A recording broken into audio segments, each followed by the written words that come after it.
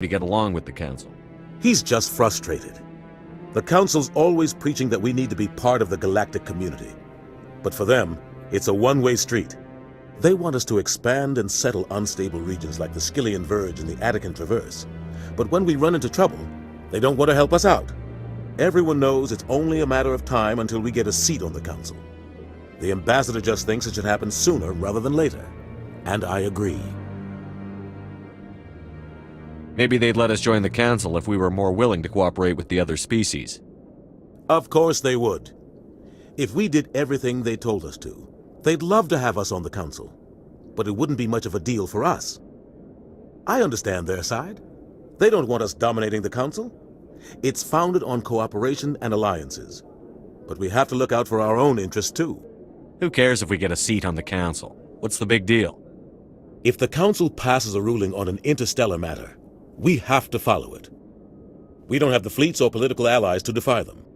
Once we get a seat on the Council, we'll be able to influence those rulings, protect our own interests. No more jumping through hoops whenever we want something. Take this mess we're in now. If humanity had a seat on the Council, we'd just send the Citadel fleet out to take care of Saren and his Geth. Problem solved. Yeah. You don't think much of Harkin. The guy joined C-Sec about 20 years ago. He's been an embarrassment to our species ever since. Roughing up suspects in custody, bribery accusations, alcohol and drug use. The embassy used to step in when he got in trouble. But I guess enough was enough. The guy's a scumbag. He should have been cut loose a long time ago. He was one of the first human C-Sec officers. Guess it would have looked bad if he got fired. A lot of backroom deals were worked out over the years to keep him on the force. Politics is a dirty business sometimes, but it looks like his time's run out. We've got enough humans in C-Sec now to stop protecting him. I thought this embassy was supposed to help humans.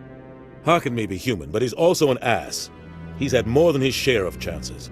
If the embassy wasn't protecting him, he would have been fired 15 years ago. C-Sec is better off without him. I want to know more about the Spectres. They're not your typical government agency. They tend to work alone, behind the scenes. They take care of problems the Council can't. It's not easy preserving peace across an entire galaxy. The Council prefers to use diplomacy and negotiation. But sometimes more extreme measures are needed. How do they decide who becomes a Spectre? You can't just apply to join. There's no training program. Spectres aren't made. They're born. The Council's always looking for exceptional individuals. People who can get the job done, like you. They've been watching you for years. They see something in you. They want you on their side. Nihilus was supposed to give them a final recommendation, but with him gone, things are still up in the air.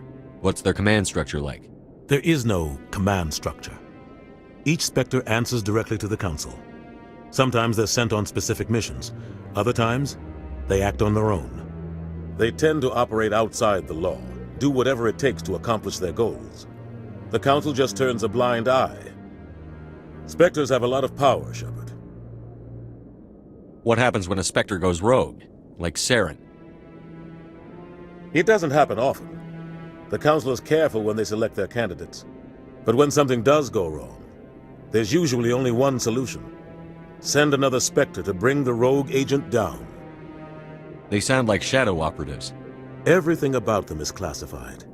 We don't even know how many there are. The latest Alliance estimate puts their numbers under 100. But the Council couldn't do its job without them. They're the Citadel's top agents, the last line of defense, the final option before open war. The entire galaxy respects and fears them. If a Spectre shows up, you know something big is about to happen. Tell me more about the Shadow Broker. He's a necessary evil of galactic politics. Buying and selling information is a part of the game, and the Shadow Broker just happens to be the best player on the field. Always sells to the highest bidder. Doesn't get involved in politics, doesn't pick sides. A simple system, but it works. He's not a threat to anyone, not directly. He's just a resource we can use, or she is. Or maybe they are. Nobody really knows. Tell me about Barlavan. He specializes in moving large sums of money without leaving a paper trail. A financial genius, doesn't do anything illegal, but he knows all the loopholes. He's got an impressive client list. Ambassadors, diplomats, Spectres. That's probably why the Shadow Broker uses him. I should go. Good luck, Shepard. I'll be over in the ambassador's office if you need anything else.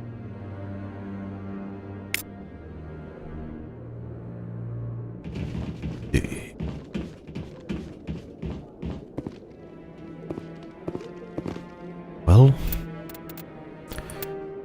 that shall be off. For now, I'll return tomorrow with more Mass Effect. But for now, it is good night.